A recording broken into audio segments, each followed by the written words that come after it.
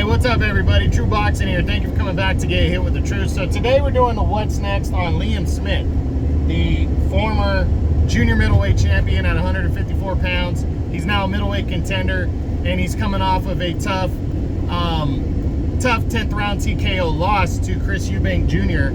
in their rematch that took place on September 2nd on ESPN+. Now, before we get into that, if you could smash the like button, leave a comment, subscribe to the channel.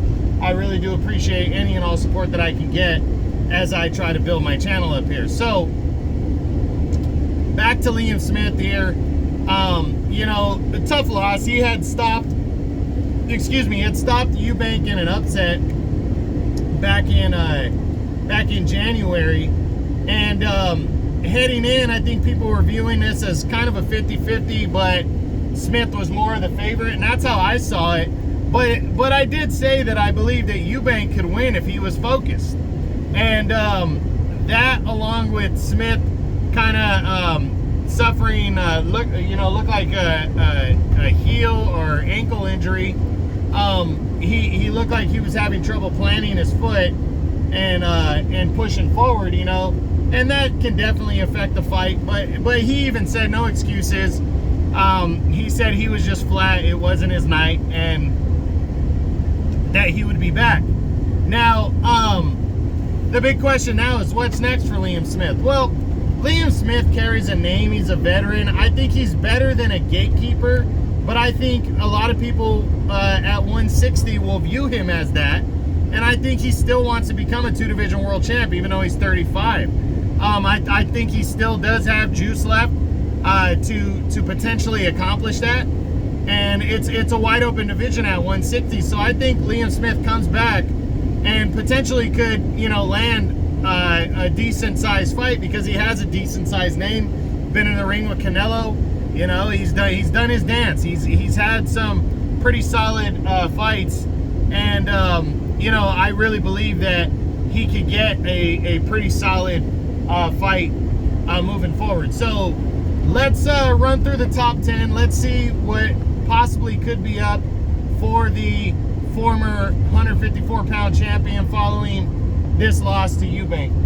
We start with number 1, Triple G Gennady Golovkin. Now, I think it's on the less likely side that a fight with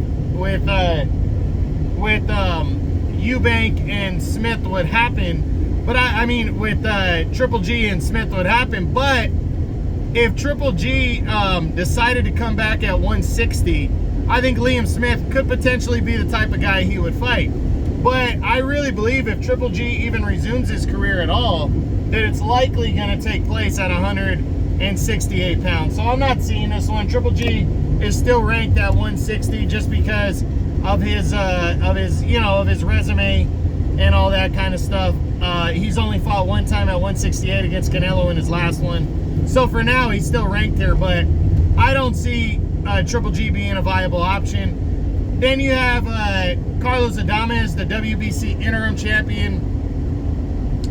I don't see the fight simply because Adames is a PBC guy and Smith fights for Matchroom. Even if Adames gets bumped up to full champion, I think they're likely going to try to put PBC guys in front of Adames and give their own guys opportunities. But I wouldn't be surprised if a guy like Liam Smith, because of his name, were put in front of Adames for Adames to kind of feed on. You know, at least that's how it would be looked for him to build his resume and all that up, and you know, as a world champion. So I could see this fight, but I'm leaning towards the less likely that it would happen. Then next is undefeated WBO champion Janibek Alimkhanuly, Kazakh style. I definitely think there's potential in this fight right here between Janibek and Liam Smith, because Janibek looks like he's going to become the unified middleweight champ of the world. He's fighting Vincent Gualtieri in October, and most people feel, myself included, that he's going to beat Gualtieri and unify 2 of the 4 titles at 160, and that makes him a big-time target if you really want a fight. But there's a lot of guys that aren't going to want to fight Janibek. or they're not associated with Top Rank. So a guy like Liam Smith, who was number 2 in the WBO prior to the stoppage loss against Chris Eubank, that still might be a viable option for Janibek, because I think a guy like Liam Smith might fight Janibek to, for the title. So it's one of those ones where we got to wait and see what happens, but I do believe it is possible that we could see Janibek and Liam Smith early in 2024 for the unified middleweight title. So we'll see. Then there's Erislandy Lara, the WBA champion. Not seeing this one, and it's not just because of the affiliation with the PBC. That of course is an issue, but it's more because Erislandy Lara has already agreed to fight Danny Garcia next. Already asked permission for that. We're still waiting for that fight to get finalized and a date to be put on it.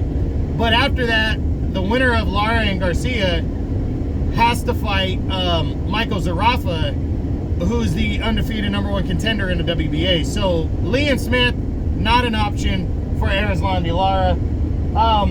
A third fight with Chris Eubank Jr. I'm not seeing it, I don't think Eubank, I think Liam Smith would want the fight, and he's already expressed that, but I don't think Chris Eubank is interested in a fight with a third fight with Liam Smith. It just doesn't for Eubank. Eubank, he said it after the fight. This is what should have happened the first time we fought. That to me shows that he wouldn't really be interested in a third fight with Liam Smith. He beat him convincingly, stopped him, and now he wants to move on to bigger and better things.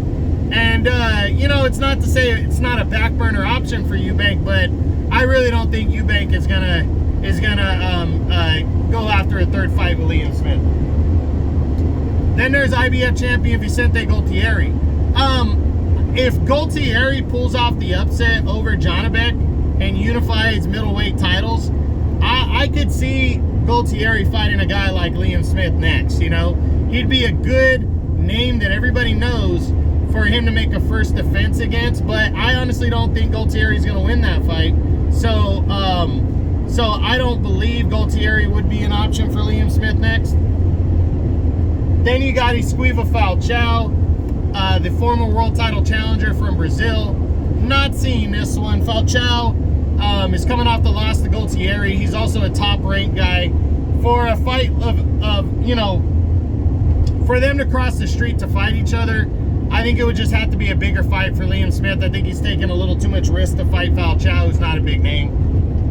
Then Felix Cash, undefeated middleweight contender. I could see this fight. I really could. And Liam Smith was ranked in the WBO. As of the halfway point of the year, Felix Cash was number 5 in the WBO. So I could really see Liam Smith getting a crack to be maybe in some kind of an eliminator against Felix Cash, and it's an all UK battle right there. So, and it's a younger guy against a veteran and a former champ. So it'd be a good fight for Liam Smith to make his claim. He'd make a good money, to establish that he's still amongst the best. Or it would be a passing of the torch to Felix Cash to make himself the next viable guy. Now, I'm leaning towards the less likely just because I don't know if Liam Smith wants to fight a younger, undefeated fighter, but the fact that it'd be an all UK battle, I think makes it appealing for Liam Smith. So, we got to see, but I do think it's possible. And then finally, a third fight with Liam Williams. Liam Smith has already won the first 2 fights with Liam Williams, so I don't think he would fight him again. But, the first fight was close, second fight was competitive. I don't see it, but that doesn't mean that it can't happen. So I think there's a possibility there, but I'm going to lean towards the less likely on that one. So Liam Smith, he's got options. It's really just going to be, we're going to see who wants to fight. I think he's going to recover. I think he'll be back maybe within, 6-7 months. So I'd say roughly around March, April, May area.